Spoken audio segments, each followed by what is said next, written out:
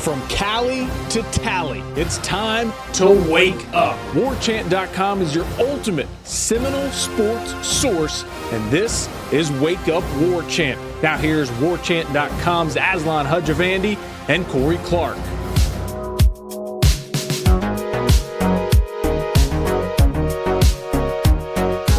What up, everybody? Let's get back at it. It's Wake Up War Chant, part of the WarChant.com family. Use the promo code WarChant30 for 30 free days of access to the ultimate Seminole sports source. Corey, how are you, man?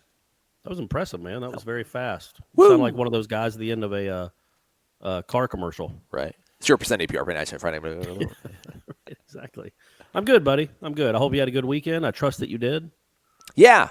It was a long one. So I went out to Panama City on Thursday to hang out with Willie and Keyshawn Helton and Janarius Robinson. And then from there, I launched off and spent the night in Mobile. I drove through that storm you told me not to drive through, and it was actually pretty fine. It was only 2 parts where it was really raining bad, but it was all of maybe 20 seconds each. And then I did see the brightest bolt of lightning in my life. I couldn't see anything. It was just everything turned white on the pitch dark stretch of I-10. And then after that, it was okay. Okay. All right. Well, good, man. I appreciate you showing concern for me, though. I really do. Spent the night in Mobile, and then I went to Jackson to surprise my buddy Mike, who's a journalist out there who's been fighting cancer. And it's, I think he's been fighting it he's fought it like 4 different times, and it came back here most recently. He had a scan done, and apparently he went through a whole bunch of chemo, and all the chemo did was make his hair fall out.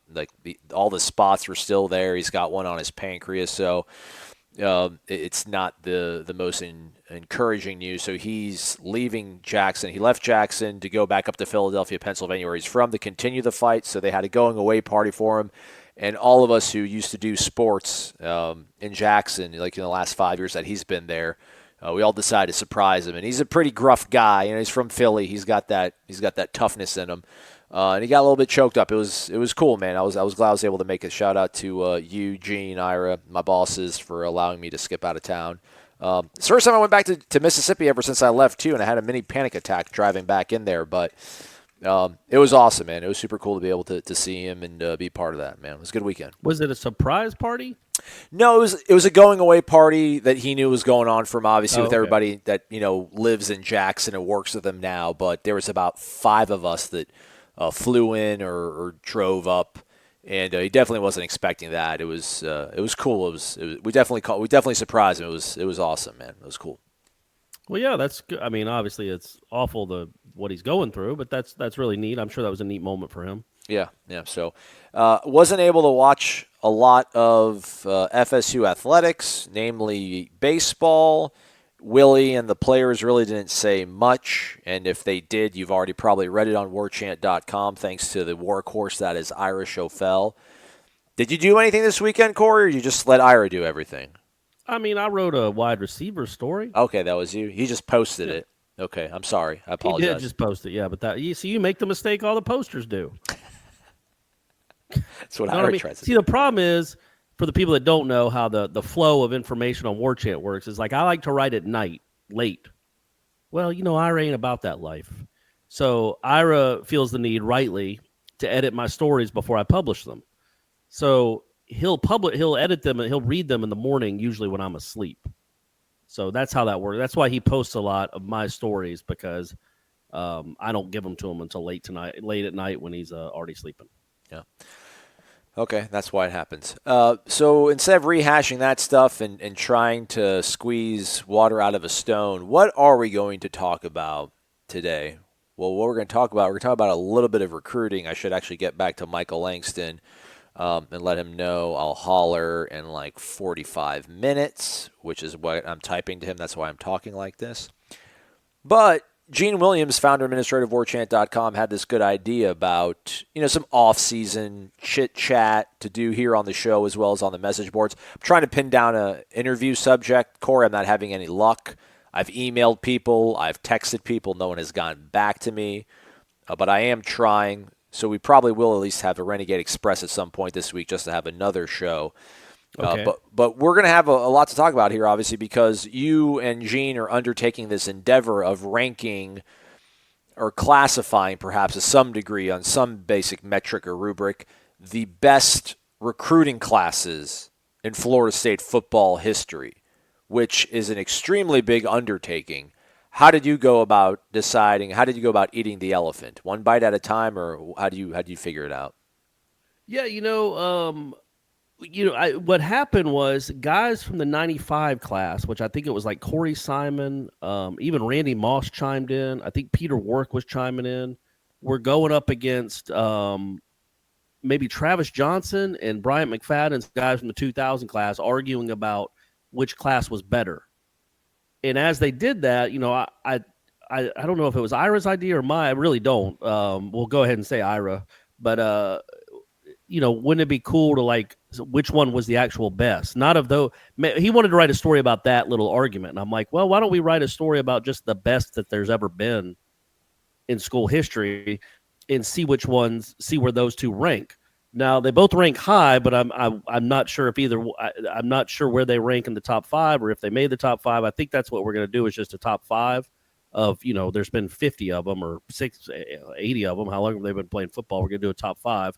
And as you can imagine, most are, dynasty era or early Jimbo era. That goes without saying. But so what I did, though, like you can just look at the names on these lists and be like, okay, yeah, that's a good class. That's a good class. That's a good class. But what I did in my infinite wisdom, I'm like, man, you know what? Why don't I come up with like an analytical way to do it? Like real numbers and data, like data points, not just, Leon Washington was a good player, or, Peter Warwick was awesome and Janikowski was really good. Like actually come up with like a way to rank them and add points numerically to these classes. So what I did, tell me what you think. Okay. Yeah, I don't think you've seen any of it. You saw what I just emailed you, but I don't know if you looked at the rankings. So if you have your jersey retired, that's 10 points. Okay. Good, right? Yes. If you're okay, I'll go from bottom up. Although that is a bit skewed, you are showing seniority favoritism. You're placing an undue. Or if you're likely to get your number retired. Okay. So that's like Jameis, he doesn't have it yet, but I went ahead and gave him those. I go ahead and gave him those 10 points. I feel like that's coming. That's fair. So what the rankings were? Okay, it's 2 points if you're a starter at any point, like a legitimate. It's not like a fill-in starter, but an actual starter on the Florida State team. And it doesn't matter if it was a starter for 1 year or 4 years, just as long as you started and were just as long as you were a starter. Yeah. Right. 3 points if you're an NFL draft pick. Does Craig Yarborough get 2 points? No, because it was just one game. But you know what? He should. But wasn't he a walk-on? I don't even know what class he was in. That's hard. Sorry. I don't think whatever class he was in, I don't think was up for the best in school history. That's why Craig Yarborough was starting against Miami. So starter, you get 2 points for being a starter. You get 3 points for being an NFL draft pick. You get 4 points for being on an All-American team.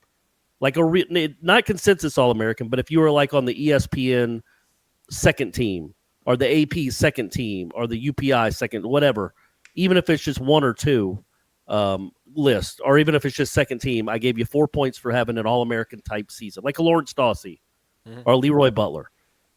Then you get 5 points for being an NFL first-round draft pick. You get 6 points for being a consensus or a unanimous All-American. 7 points for a national award, like a Groza, a Butkus, a Thorpe. 8 points for winning the Heisman. And 10 points for having your number retired. So somebody like Jameis Winston, for instance, who was obviously number will be retired, won the Heisman, first-round draft pick, obviously started. He got 30 points by himself. Yeah. Marvin Jones, I think, got 30 points by himself. Things like that. But even a guy like Clifton Abraham, who some people listening to the show will remember was on the 93 National Championship team, was a corner, was actually an All-American, which I didn't remember. But I think he ended up with like 9 points. 11. So anyway, that's how I did it. I just actually put numbers on things and tried to figure out just kind of statistically, analytically, which of these recruiting classes actually had the biggest star power and the biggest the most contributors. So and there's one, I won't give it away. You need to sign on to War Chant to see it whenever we run it. But there's one that is far and away the best recruiting class in school history. It has to be one of the best, 5 or 10 of all time in college football. So, but it took a lot longer than I thought. Like when I started that, I'm like, oh, this will be cute. this will be like 45 minutes out of my day or an hour out of my day. And no, it was like 6 hours over the course of a couple days.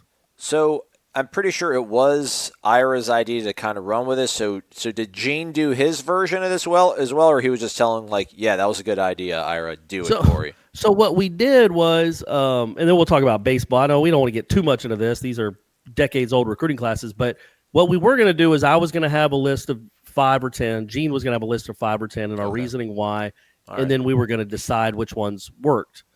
And then as we were doing it, I'm like, well, let me just let me see how this works with my classes. Because there were a couple classes we kind of disagreed on a little bit. Right. And about what, not necessarily what their impact was. Like, for instance, the 1985 class was an enormous class for Florida State football. Had Theon, had Sammy Smith, and was really kind of the spark to the dynasty, keyed the dynasty. Well, it didn't have a ton of great players or even NFL players, but it had a couple really obviously big names in there.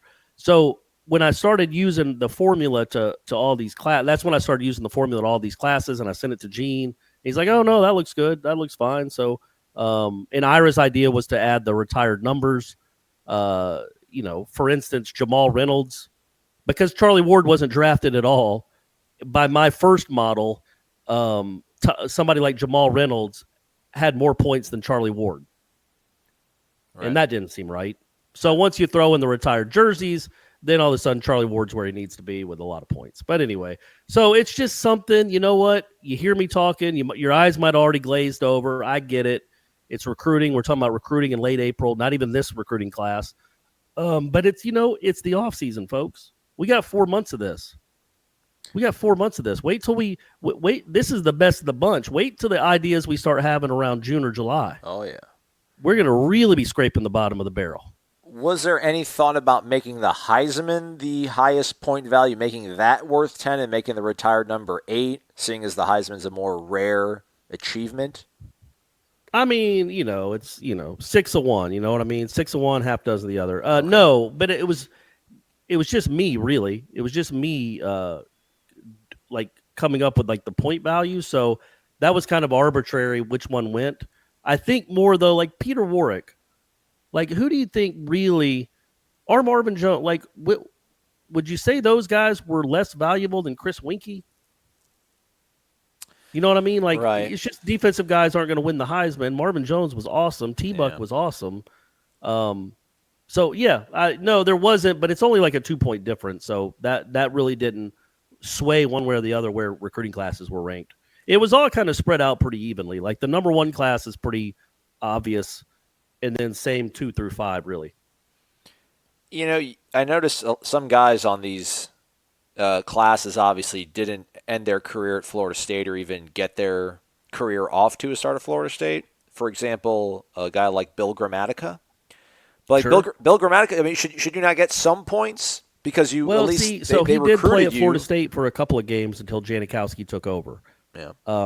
I think he might even start. I think when they started in '97, Gramatica was like the short field goal kicker and the PAT kicker, and like Janikowski was the long field goal kicker. Like the Chase Goggins. Soon enough, they're like, you know what? Never mind. Let's just have the big Polish kid kick all of them. But then what do you do with like Randy Moss? Yeah. Like if you add Randy Moss, the 95 class is really good, by the way. It's got Corey Simon. Peter He was Warwick, a transfer. That doesn't count. I mean, I know transfers are part of recruiting classes, but I don't know. I take that back. No, I mean, because Gramatica ended up going where'd Gramatica end up going? K-State, I think. Or was that his brother? One of them went. Yeah. But either way, they both made the NFL. But yeah, so I don't know what you do with that because he didn't do anything for your program necessarily. Like Randy Moss. If I gave all the weight that I gave to Randy Moss, but just his college career, well, you're talking about like 30 points. Yeah. And so that class all of a sudden shoots way up the charts, but it's for a guy that never played at Florida State. But if he had, holy moly, I think you look at the 95 class, the 95 class would have had Peter Warwick and Randy Moss in the same class. Yeah. I mean, good grief. Well, they did. I shouldn't say they would have. They did. But then Bobby had to kick him off the team. Bill Gramatica played at USF. I should have known that. So the other guy, Martine, was at K-State. Martine was at K-State, yeah. Yeah. I don't want to spill the beans on all this, but I really wish I knew better what our audience was, just in terms of age, because people might like to hear like the 85 class versus like the 86 class. But I don't Why don't remember we, any of when that because I we, was a I don't know kid. how we're going to unveil it, but after it's all unveiled, We got to talk a I little mean, I bit can go about it. back and talk for an hour about it. Well, we got to talk a little about it now just to tease it. I mean, we can't tell everybody, well, here's what the scoring is going to be, and we'll tell you in a week and a half when we maybe start unveiling it, because we don't know when we're going to unveil it. I am surprised to see that the 2011 class, by your empirical rubric, outpointed 2012. Look at all the, and I was too, but then look at all the guys on 2011 that started and made the league. Like 2012 is Jameis Winston, P.J. Williams, Menelik for 1 year, but it was also a lot of guys that didn't like miss. There were a lot of misses in that class, I think, or guys that just weren't great. Right. But then that 2011 class, you got 3/5 of the offensive line. Yeah. You got Rashad O'Leary. and Kelvin Benjamin. Yeah. You got Nico. O'Leary, who had a ton of points because he won the Mackey Award, and was a consensus All-American, by the way. I think maybe P.J. Williams was in that class too. Mm-hmm. I can't remember. No, he wasn't in 2011, P.J. Williams. But that was I think they ended up with like 11 NFL players in that class. I mean, that's crazy when you think about it. And all those guys that got big. The one thing I couldn't ever quite figure out is what kind of bonus to give to classes for like winning national championships, and who gets the bonus. Like, did the 2010 and 2011 classes get the bonus? Because those were huge part, and 12 for that matter, were huge parts of that national championship team. Well, maybe you get like a half point if you started in the national title game. Yeah, that's not bad. I mean, then in the 90s, that bumps all the recruiting classes up significantly. It's a wash. It's a wash. Championship game every year. What I do find interesting, and not to be such a prisoner of the moment, but I think for so many of us, when we think about the turnaround, also spoiler alert, none of Willie Taggart's classes are on this list. No. Hey, there's to be determined, man. We'll see how they do in the league. That 2010 class, I think, for so many people, that was, LaMarcus Joyner is like the linchpin of the turnaround of Jimbo, right? Like he went and got LaMarcus, even more so than EJ. EJ was the first quarterback that he targeted, but that was still Bowden's class, if you will. That was Bowden's team. It was Bowden's program. But 2010, that was Jimbo's sort of striking out on his own and trying to get this thing back to where it's been for so long. And that class is not, the 2010 class is not the highest ranked class for the Jimbo Fisher era. But there's some players on there, really man. not even close. Yeah, but it's funny because the names right here: Chad Abram, Terrence Brooks, Cam Irving, Christian Jones, LaMarcus Joyner, Kenny Shaw, Telvin Smith, Bjorn Werner. I mean, Clint Trickett, throw him in there. And that's not the highest rated Jimbo class, and that's not even really even in the middle of Corey's top 10. So I think that's an interesting thing just to see how this is all going to flesh out with the way the points work. Because I do think if you're going to do this, you need to do it with an empirical, quantitative element, right? Or would it be qualitative? It'd be quantitative, right? You're quantifying the value of each of these players. I think your money right there. Yeah, so you do have to include something like that. I think when you're gonna pull something so ambiguous like recruiting. Yeah, and that's the thing is like if you want to go with the most important, then yeah, man, 2010 is enormous. Like even Jeff Luke was a big get. I don't know if he ever played it down at Florida State, but I think he might have been the first kid to commit before LaMarcus or close to it. Those guys committed really close together and paved the way for that class. And same thing with like a Christian Green. He was a 5-star. He's a big-time kid. He never really did anything at Florida State. He never started or made a huge impact. But just getting him set the stages for, I think, the next 2 recruiting classes, getting those 5-stars and showing all the kids around the state of Florida and around the country, oh, yeah, Florida State's bringing in hauls again. That I don't know that you can put a number on that, how big that was. So that's why I kind of wanted to do just the analytical way. Because I don't know. How do you put that up against the – I mean, is that a bigger deal than getting Jameis Winston? Right. You know what I mean? Is that or the 85 class, is getting Theon a bigger deal than the a class with like a Warwick Dunn and a Peter Boulware in the same class. Like, I don't know how to exactly measure those, so I just went straight with numbers. But yeah, I think what we'll do is mention the classes that didn't make it, like the 2010 one.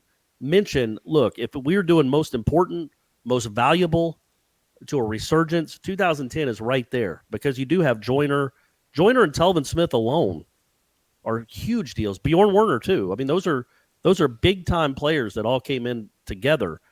But that you have a Holmes, Wokufe, and Tank Sessions, and DeBrail Smiley, and Nigel Terrell, and Greg Dent, and Daniel Foose, and Scooter Hagens, and Damian Jacobs, and Joshua Johnson. There were a lot of misses in that class too. And I think what happens, we all think that 2010 class is the class that turned it around. That's the class that got it started. 2011, that flood of NFL talent. And then 2012, with the Heisman guy coming in. Those were probably, obviously, they're not probably, they were better classes. They had more talent. But maybe you don't even get the 11 and the 12 without the 2010 classes. You know what I mean? So that's why it's hard to do that. It's hard to kind of compare import from class to class, like which one was the most important, 1985 or 1990. But 1985 was a huge class for what it did to the program. And just getting Theon on campus, you could argue that the 85 class is the most important class in Florida State history. It started the dynasty. It got Theon on a bunch of televisions, and Florida State began to be the Florida State that we all know now.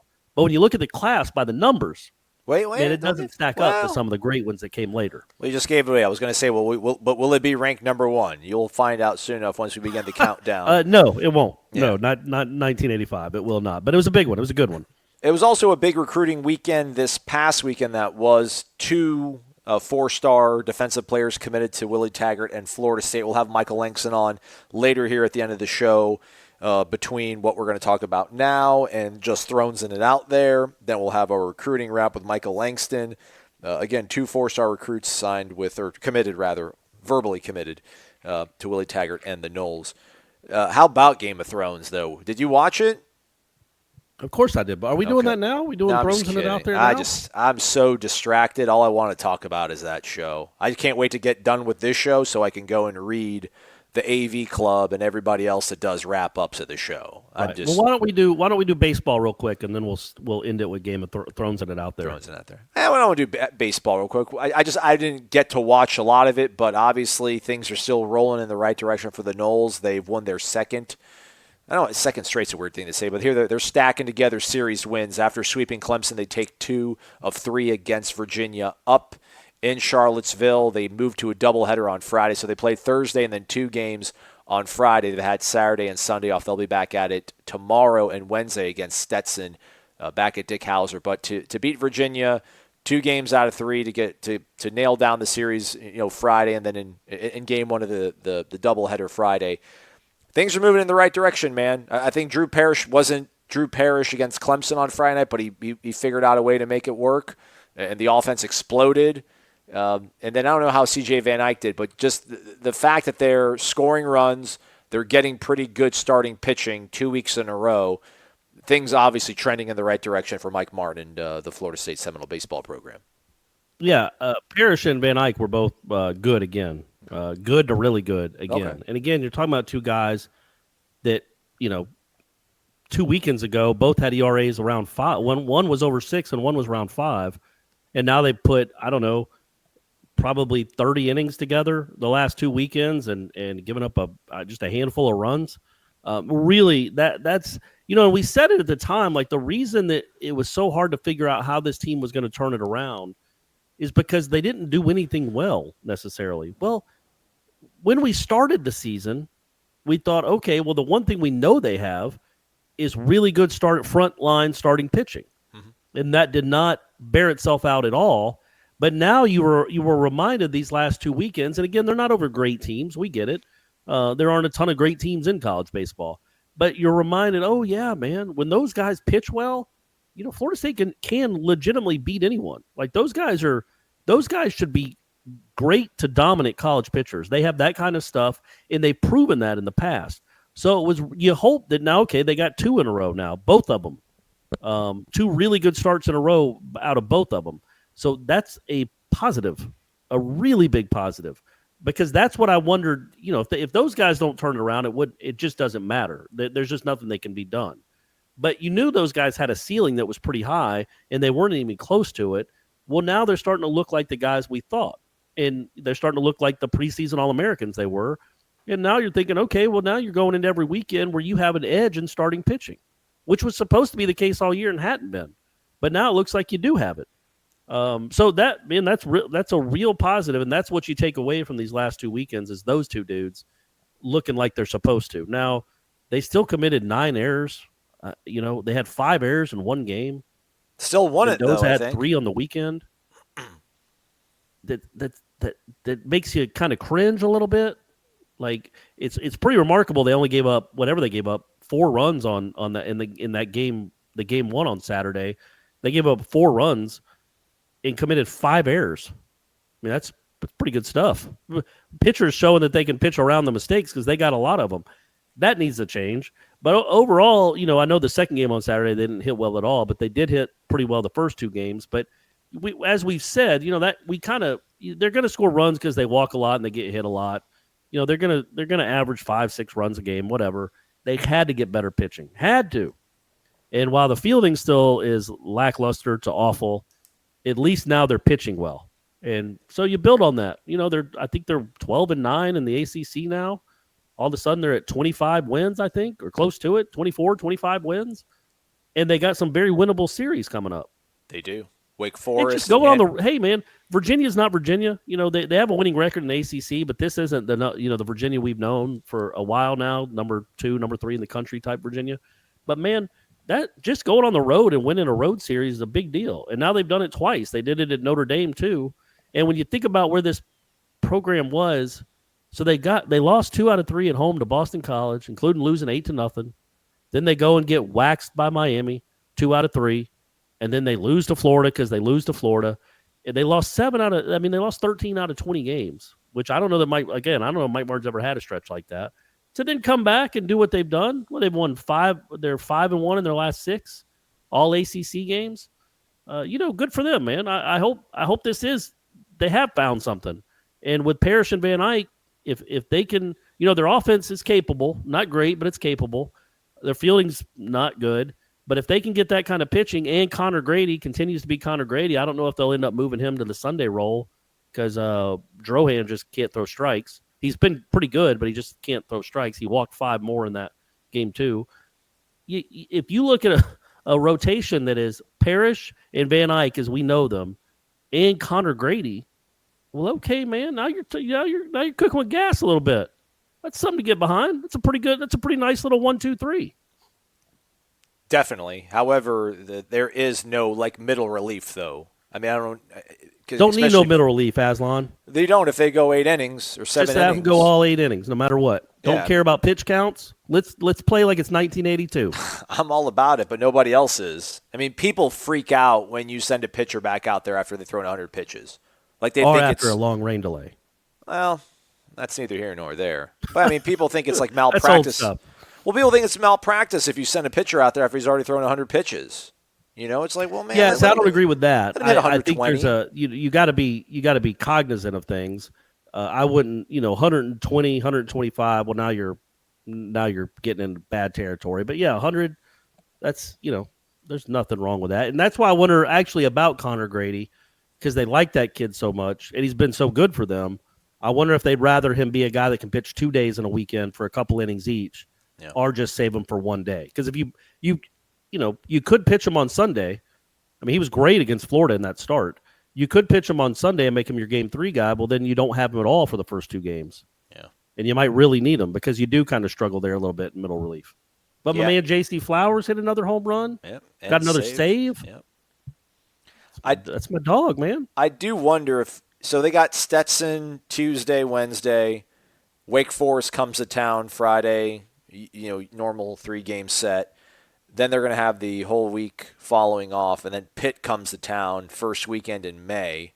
Then they got JU, Stetson again, a set against Richmond at home, and then they'll finish the season out at Louisville. So they can, and as we talk right now, they sit at 24-14.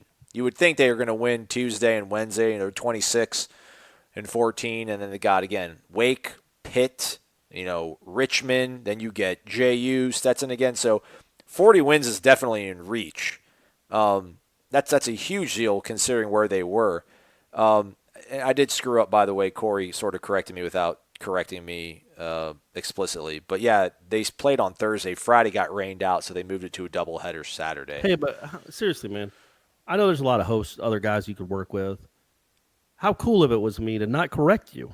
I don't like it. Correct me.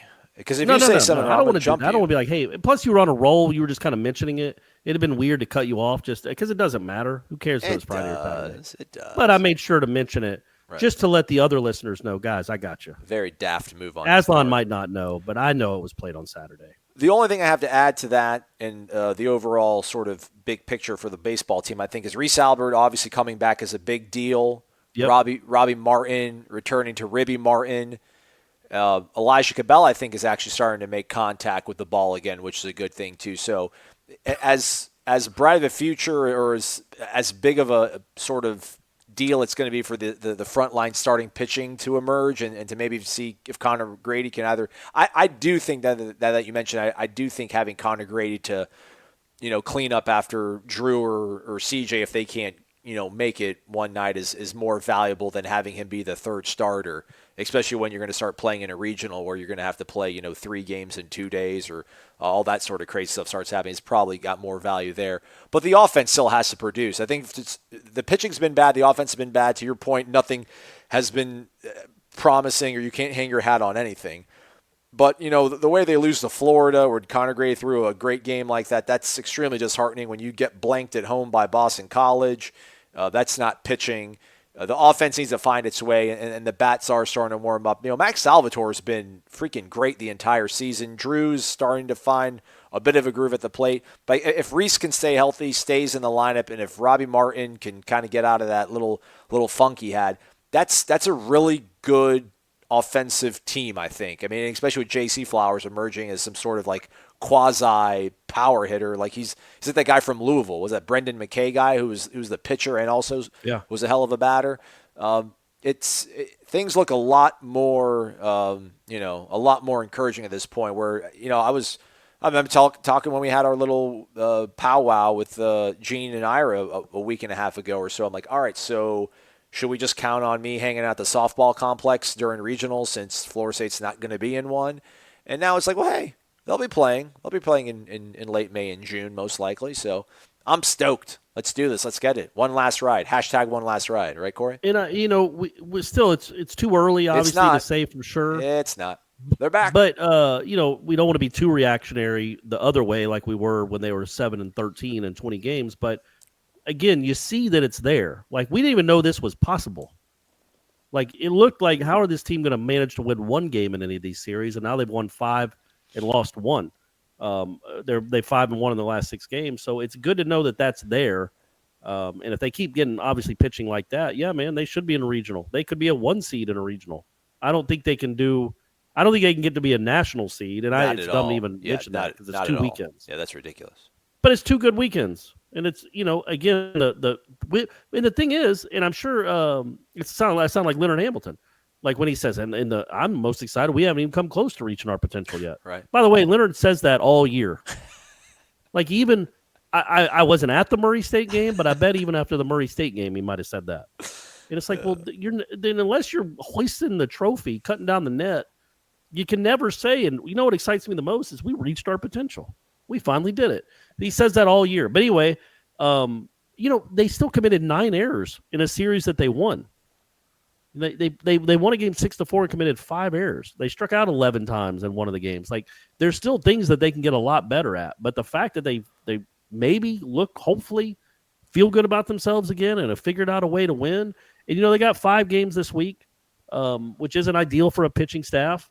But if you can win 4 of them, and then all of a sudden now you're up to 28 wins, and 28-15, and all of a sudden it looks like a normal Florida State season again. Which then we'd be like, what were we doing? Why were we questioning 11? It's just dumb to keep doing it. But they also went 7-13 in 20 games. So we were right to be like, what is going on? Because we had never seen anything like that before. But 2 good weekends. Doesn't mean they're going to be great for the rest of the year, but it's 2 good weekends, and it's encouraging. Last week I went and covered the Florida softball game, which was awesome, by the way. It was great crowd, great atmosphere. Unfortunately, the result didn't pan out the way Florida State wanted to, but that was, Lonnie kind of went off the beaten path and decided to throw freshmen in that game just to kind of get them seasoned and ready for the future. Not even the immediate future, but, she joked after the game, like, I'm not going to have Megan King forever. I got to have some other people ready. Meanwhile, Florida's throwing their ace in a midweek game, and I think they had Alabama this past weekend. I should probably see how that worked out. But, dude, they field the ball. They're immaculate in the field, Florida State, softball. So, I don't know if, 11 wants to maybe take a day off or maybe play, 27 holes instead of 18 one day and maybe have, Lonnie go do, defense. Because they're awesome in the field. I mean, I'm talking about crazy catches and just picking the ball up cleanly and firing. Because you watch softball, Corey. Any ground ball hit has got almost a 65% chance of being a base hit, just because of the dimensions of the field and just the bang nature of it. But man, they were fielding everything. They were like a Hoover vacuum. Actually, I don't know what it is. It's not a good one, but and whoever the next head coach is at Florida State needs to figure it out because we're going on almost a decade now. Ever since the Devin Travis, Sherman Johnson infield of just average to mediocre to awful defense. Yeah. And you got to fix that, man. I don't know what they do. It's not like they don't practice it. I've watched them. They'll practice it for an hour and a half, and the guys field. But in a game, for whatever reason, they're throwing it over to the moon, or they're having to go right under their glove, or they're kicking it in the left field. They just do all this stuff that's really bizarre. And I don't know if it's, they recruit guys with better bats than better gloves, and they just assume they'll find a spot for them, or they don't do their Tom Amansky drills. Yeah. But something's got to flip there, man. Because again, I don't want to take away from the weekend because it was a good weekend, but 11 would be the first to tell you 9 errors is embarrassing. 5 in one game is ridiculous for a college baseball team. That's what Brady's team doesn't commit 5 errors in one game. So get yourselves together, man. Let's go. Field the ball and throw to first. Quit making it look harder than it is. And those great Florida teams, this obviously isn't one of them, but the one that won the national championship and the ones that were always right there the years before, man, they picked it. They were terrific fielders. Mm-hmm. And it helped that they had a bunch of guys throwing 95. The mound helps, but man, it helps when you can field. Golly, it helps when you can field. That's why they got to the dang Omaha in 2012, because they didn't have dominant pitching. They had 2 freshmen in Compton and Leibrandt. But they could, just put the ball over the plate and let your defense work because you had a really good one. And now, you just hope, you're almost hoping that it has to be a strikeout, and that needs to change. Somehow, some way, it needs to change. Figure it out. But, yeah, maybe Lonnie's the one to ask to come over there and do it because, yeah, her team certainly seems to field well. Did they get a commitment? I shouldn't throw this at you. I can just always edit it out if you don't know. Did they get a basketball recruit here the past week too? They got a JuCo kid. Okay. Another Raekwon, by the way. Okay. You never have I think he spells it differently, but I'm not sure. I did a little research on him. He played in somewhere in Idaho, at a JuCo in Idaho. I want to say North Idaho, but it's really not important, is it, folks? Nope, not at all. Idaho should just have one college as it is. I mean, what are there, 14 people up there? Yeah. So he's at a JuCo in Idaho, and in the last 4 or 5 games of the season, he averaged around 30 points. He's a big guard, like a 6'4", 6'5" guard, but he's thick. I think in the championship game, they won back-to-back, whatever their region conference championship is. And in the championship game, I think he had 12 rebounds. His name's Raekwon Evans. Nice. I believe he has 2 to play to. But big dude, like a stocky dude, big dude, but a good athlete too, and looks like he can shoot as well. And is tough. So that's good, man. Yeah, another Raekwon. Who'd have thought the 5th best member of the Wu-Tang Clan would be responsible for so many kids being named Raekwon? There's a Raekwon Davis who played for Alabama. He's a giant. He's 6'7", defensive lineman. But yeah, I was never a big Raekwon the Chef guy. And no Method Man out there at all. Yeah, no Takao. Yeah, it's weird that only Raekwon is the one that they took the name, or what's his name, ODB. No ODBs out there either. The reason I mention that is because there's a transfer from Villanova, Javon Quinterly, who apparently has Florida State as one of his potential options. So I was going to ask you about. I saw that too. So I was going to ask you about this. This guy was a big time recruit 2 years ago, I guess. This was his freshman year. 5-star kid, McDonald's All-American, the whole deal. And he hardly played. I don't think he played much at all. He might have averaged 8 minutes a game. But I do remember for sure, I remember it being on Twitter and being kind of a national story, or at least a national basketball story, that he tweeted out after a game something about wanting to leave because he wasn't playing.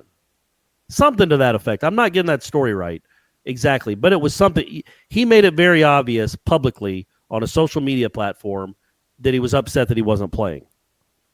Okay. And then I wondered, how in the world would that work with Leonard Hamilton? Like, none, like, you know what I mean? Like, right. And look, I'm sure he said that he had heard from them. So obviously Florida State is interested in him and should be, because he's, obviously a pretty talented kid.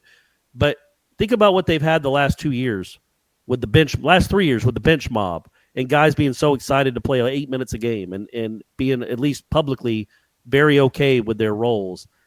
And then do you bring in a kid who has that in his history? Or at the same token, he's 19 and he's never sat in his life.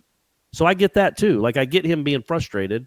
So, and you say, look, it was a mistake. It was something he did when he was 18 or 19. Heat of the moment. He was mad because he wasn't playing for the first time in his life. And that certainly doesn't define who he is as a person. But I just wonder, if we're getting way ahead of ourselves, obviously.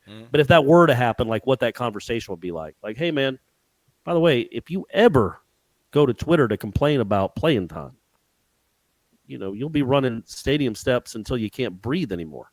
Like, just Leonard's guys don't do that, ever. Ever. I've been covering the team for 12 years. They never say anything remotely critical of the team or that's not just completely team-oriented. Villanova had lost to Penn, part of the Big Five they have up there in Philadelphia. So Villanova had lost to Penn, and after the loss, Quinterly posted on his Instagram story. It was deleted, but, what we see on the internet echoes for eternity. He put a screenshot of just a black screen, and there's text over it that just says, "Was my second choice for a reason." Oh, boy. I forgot. Man. All right. Well, hey, man. And they tried to cover his tracks somehow and say that he got hacked. And then but he confessed up to it later. He issued an apology after a disappointing loss. I briefly posted a controversial comment on my Instagram. I want to apologize, and I will work hard to regain your trust and support. So, yeah, young guy. Sounds like you learned from it. You can come on here. If he can score, You're good with that? You'd be cool with that? He give us 12-6. I'm fine with it. Fair, I got you. Just give us like 12-6, and I'm fine with it.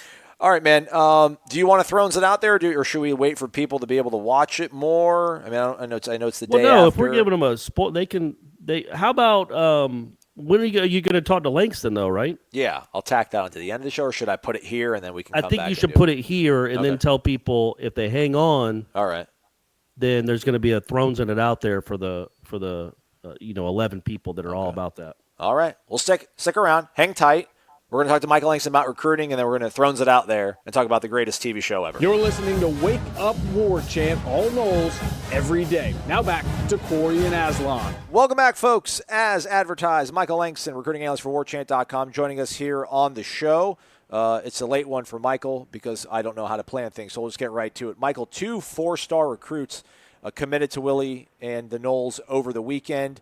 I guess first let's start off with Josh Griffiths. That's been brewing there for a little bit, but how did that sort of end up coming to be? At one point it sounded like he might be leaning towards committing to Florida, but here he is now in the trenches and under the toe of Willie Taggart and the Noles. Well, he was previously committed to Florida, and he backed off that commitment. And ever since then, FSU's kind of been the team that I've kind of had circled. He really likes Coach Woody a lot. He's developed a great relationship as far as that staff. He's a buck linebacker type. That's kind of how I see them using him in their system. But I think it was expected that he was going to jump on board with FSU. at some point. I thought I put him on commit watch coming in this weekend. I was actually thinking like he would visit and then go back home and then probably do a commit edit and commit. But I think he was just ready right before he headed home that he was going to commit to him. So I don't think originally he came in thinking he was going to commit on the visit, but I think he kind of knew that was a place for him, and he felt comfortable with everything, and he was a guy that was a strong, heavy lean for FSU, and that's a big pickup. He's done well. It's kind of been a mixed bag as far as him at camps, but there's been camps where he's been really good and really solid and made a big impact, and there's other camps that he's just okay. But I think when you recognize what his talent is, especially at buck linebacker, his motor is the way he gets off the edge, the way he can do the things that he can do as a football player. He just passes the test, and certainly another big pickup from IMG for FSU. Yeah, Josh Griffiths is 6'4", 220 pounds, as Michael said, a buck defensive end, kind of a linebacker hybrid. So he's more of like an edge rusher, sounds like, right, Michael? Yeah, I think he's going to, the main, that's the way I can explain to people is just think of basically he's played the same position as Dennis Briggs. It's kind of that big defensive end that you can use, basically a strong side defensive end type, but his main position would probably be a buck linebacker type. I think he adds a lot there, and I think, like I said, when you go and watch this kid, you see a guy that makes plays. That's what he does. He doesn't flash at you. He's not Brian Burns. He's not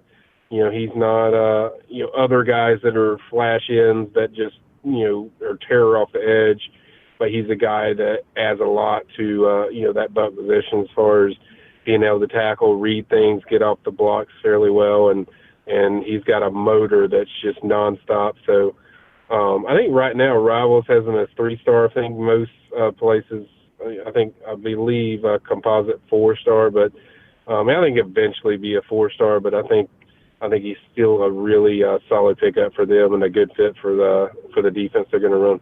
Yep. Griffiths picks the Noles over Penn State, Miami, and a handful of others. And then after that, they kept the momentum going with the commitment of Jalen Harrell from Miami Central High School, 6'2", 181-pound cornerback. He is a bona fide 4-star cornerback. Just another guy from Miami Central. That's obviously Telly Lockett's sort of backyard.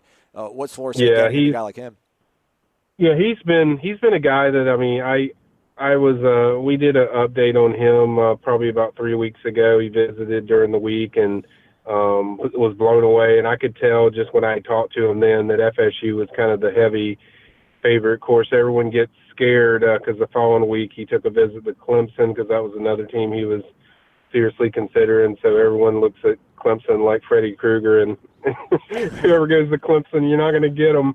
Right. But I just really felt like it was going to take a massive amount of something to change his mind. So I wasn't really surprised he came in. I think the timing of it was a little bit surprised because there wasn't kind of a heads up that he was going to do it soon. It was just kind of, he told me when he felt right he was going to do it. And Telly has a lot of connections, obviously, there to Miami Central, and he fits everything to what you look at the majority of the defensive backs that Harlan Barnett's gotten.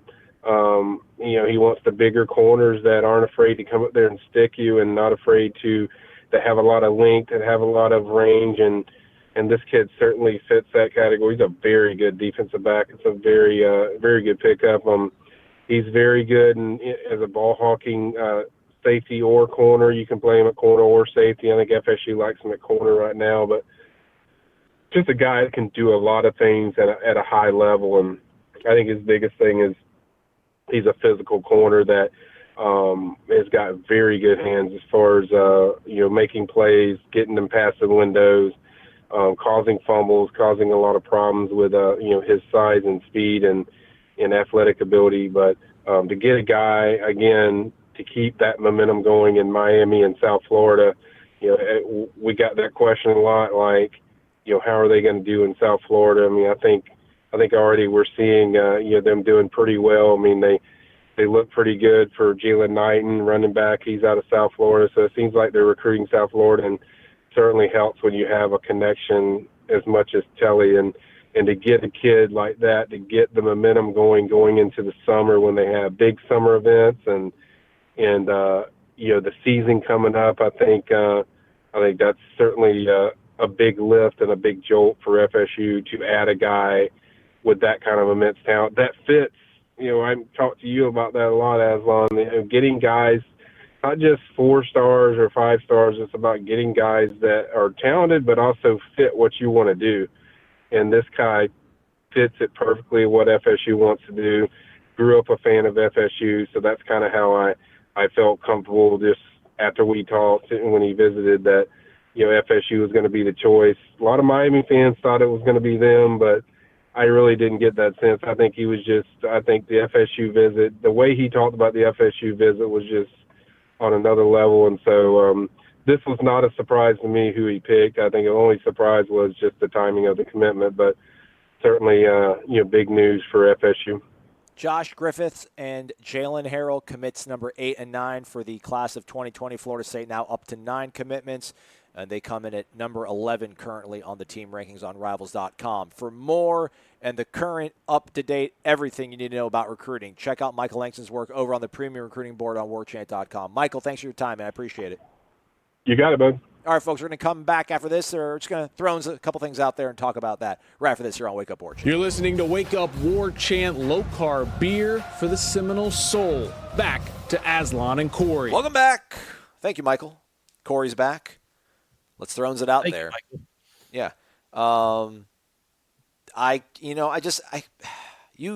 People are all so invested in this show because you've watched it for 10 years, and I'm just some Johnny-come-lately that just parachuted in 4 weeks ago. Dude, that episode was awesome. Top to bottom. I mean, everything. It is so weird that they've slow played so many things throughout the course of the show, but now with the back up against the wall and there's only, 6 more episodes left, they got to start tying up these loose ends, that all these sort of angles are almost coming to an end really quickly. But it feels rushed, but at the same time, it doesn't feel too rushed, if that makes any sense. But again, the table is now set. The war with the Army of the Dead is going to go down next Sunday. I think that episode has like almost an hour and a half runtime, so that's going to be super cool. I think everybody's been talking about the whole scene. Like, okay, what was your favorite scene or favorite moment from the episode, Corey? My favorite, I don't know. You give me yours. I'll tell you if I agree. I'm not even going to lie. Theon coming back, every time Theon was on the screen, I almost cried. I don't even know why. I hate Theon. He's a punk, sold out the Starks. But him coming back, hat in hand, kneeling to Sansa, saying that he wants to fight for her and Winterfell on behalf of the Stark family.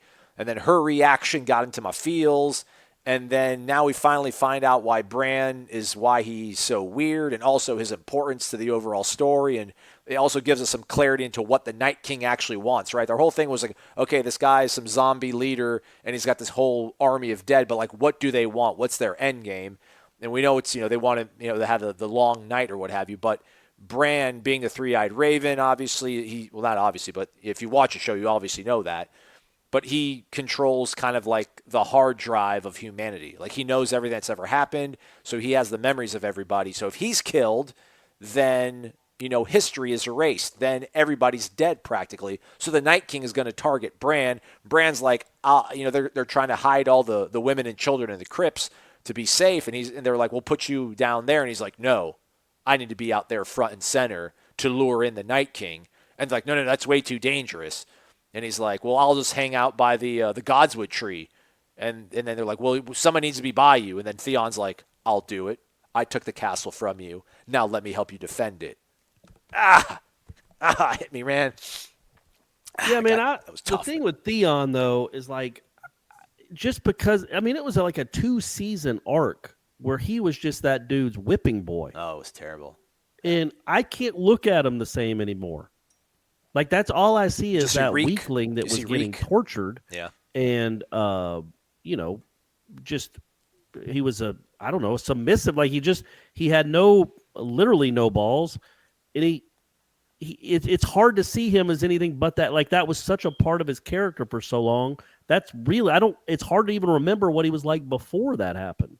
But when he was the cocky guy that went and went and talked to his dad, all that left and talked to his dad, and then came back and tried to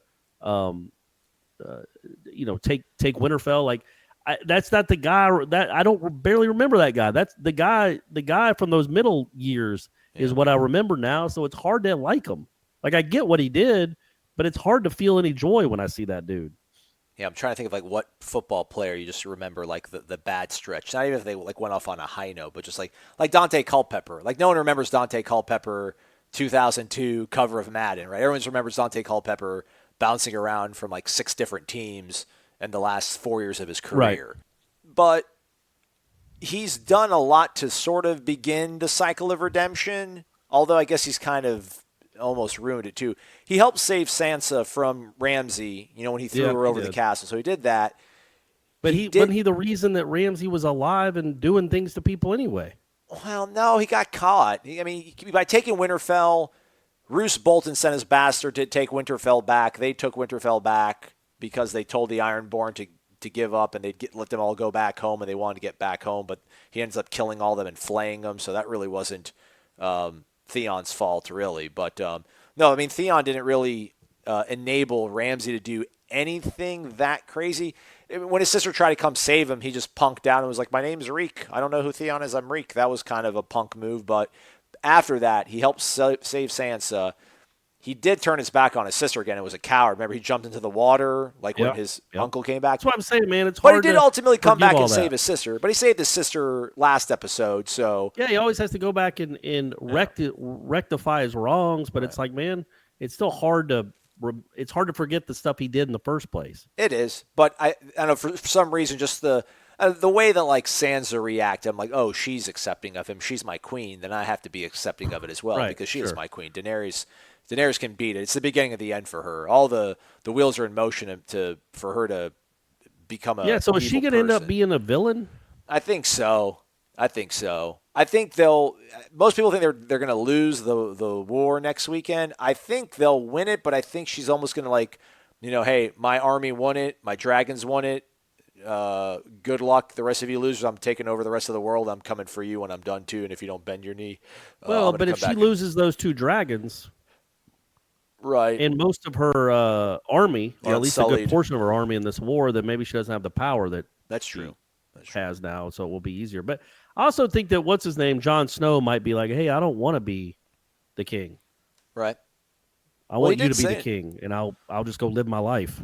Yeah, because he did talk about giving up title of King of the North to help. Well, he didn't want to be, he gave up the crown because he wants to help everybody. Be humanity's savior. So he has shown that sort of selflessness. But the scene that everybody keeps talking about is, first off, the Arya getting it on, like good for her, I guess. Like you go, girl. Whole Gendry. But everyone keeps talking about the whole Brienne being knighted was just like the best moment in Thrones history. And I was like, it was a cool scene, but I got more feels from the Theon moments. And then also when Samwell gave his family sword to my boy Khaleesi, Jorah the Explorer, or Jorah the Andal, rather. Like that moment to me also hit me in the feels a little bit more. He's been disgraced from his family. The sword that Jon Snow actually has, Jeor Mormont, Jorah's father, gave to Jon Snow because I can't give this to my son because he's a loser. I'm giving this to you, Jon Snow. Jon Snow tried to give it to Jorah last season, but Jorah's like, I can't. I disgrace my family. And now, like, finally, he's got a nice, proper Valyrian sword, or Valyrian steel sword to fight battle with. And that was after he got neutered by his little niece or his little cousin. Was basically like, I'm not staying in the crypts. I'm going to fight even though I'm 4'4" and I'm 9 years old. Suck it, old man. So it's like, man, no one likes me. And then like good old Samwell Tarly's like, here, man, take my family sword. I like that girl, by the way. Yeah, she's got some sass to her, man. Yeah, she definitely does. I like her a lot. She's been a bit player, like probably 2 episodes a year, but I like her a lot. But everyone keeps talking about the knighting scene of Jaime knighting Brienne and that arc coming somewhat complete because she's obviously the paragon of honor and all that sort of stuff. but that didn't have the same. So what I feel there is she's dead. I Next week, thought by that the way. basically just wrapped up her death. Yeah, she's done.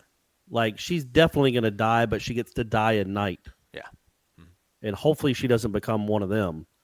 But yeah, I thought that was kind of like, all right, well that's cool. She gets to die at night. It's got, man, I feel like it's going to be a lot like the end of the last Avengers. Never Spoiler seen alert if you haven't seen it, but half the people just disappear. I feel like that's what's going to happen with this war. It's just half of the characters are going to be gone. Could be. And I don't know that's going to be any rhyme or, I mean, there will be obviously, but there'll be some fan favorites and there'll be some people that people don't care about. But I do think that we're going to lose a lot of them. We're going to lose a lot of them next Sunday, I think. I think like the Hound, my guy, I think he's done. I think he's definitely done. That Dondarrion, Sir Eric or whatever, the guy that's been dead and come back to life like 7 times, he's done. I think the big Brienne's red guy, done. I think he's done. The one that drinks Tormund, that Giant's breast milk. The giant. Yeah, Giant's breast milk. We all know that's a secret. Yeah, we're gonna lose a lot. But my only thing though is I think there 7 or 6 episodes this season.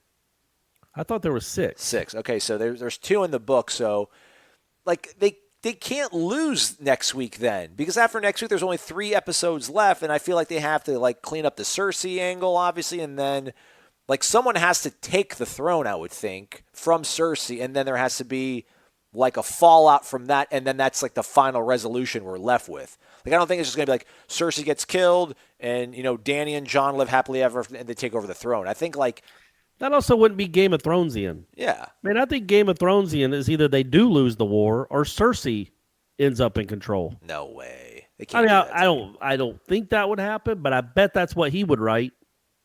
If he could actually ever write a book again, I bet he would write it that way because that's his deal, man. He loves doing the exact opposite of what you want to happen. Right. Well, I'm just saying, Joffrey gets to rule for 5 years. Oh my gosh. You know what I mean? And then Cersei's still alive. I'm just trying to think, like, what happens if they do lose the war? So they're going to fall back to either the Iron Islands or, like, Dragonstone. But then what? They're a wounded army. The Night of the Dead, or the Army of the Dead is still going strong and marching even further south. Then, like, I mean, at what point, I mean, does like, how the Army of the Dead has to be eradicated by some virtues, one way or the other. So if they don't get beat at Winterfell, I just feel like if they get beat at Winterfell, that eliminates that sort of story arc.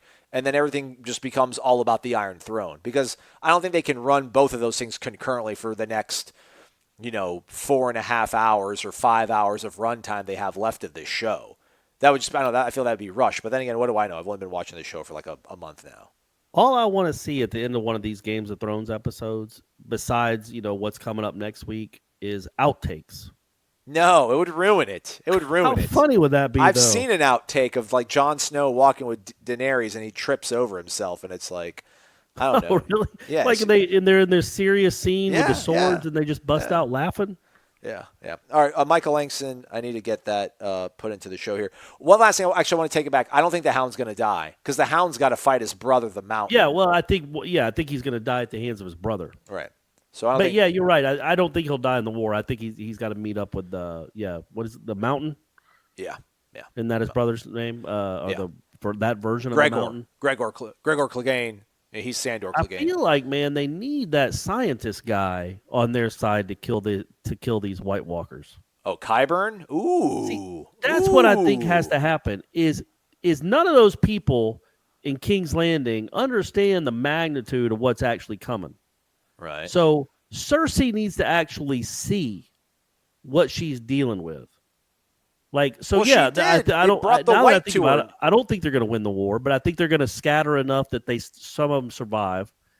And then they're going to make their way to King's Landing, and then Cersei's going to be like, oh, no, I was all worried about this nonsense. Because I don't think she believes that this stuff's really happening. She does. No, she knows. But they're going to make her care. Whatever. I don't know. We'll see. We'll have to agree to disagree on that. You don't think so? You think? I think Cersei has to get hers, and it would make more sense if it was the Army of the Dead. No. That she didn't send any of her soldiers to go fight. That is her reckoning. No, it's going to be her own family. No, it's going to be humanity because they don't care. The army that's got no feelings. Like she needs to die. Like Sansa needs to get revenge. Like so many people on the side of the living need to get revenge on her. That they're not going to let. They're not going to let the. Yeah, you don't. Jameis throws a game-winning touchdown to Kelvin in the game. They don't do a pitch to Chad Abram and then Chad Abram throws the ball up to Kelvin Benjamin. It's not how it works, Corey. It's not how. This is not how Westeros works. Well, hey, you know what? We'll see. All right, we will see. Corey. Let's do this again later this week. We're going to also do a Renegade Express most likely. And I'll also be at the Atlanta Seminole Booster event at the Top Golf on Wednesday. Okay, awesome. That wasn't a shout out to like, hey, come say hey. Go out to see Corey. Yeah, go see him. It was more like just we might have something to talk about for Thursday. Okay, that's also good too. We'll do that and Renegade Express. He's Corey. I'm Aslan. Thanks for listening, everybody. Take care.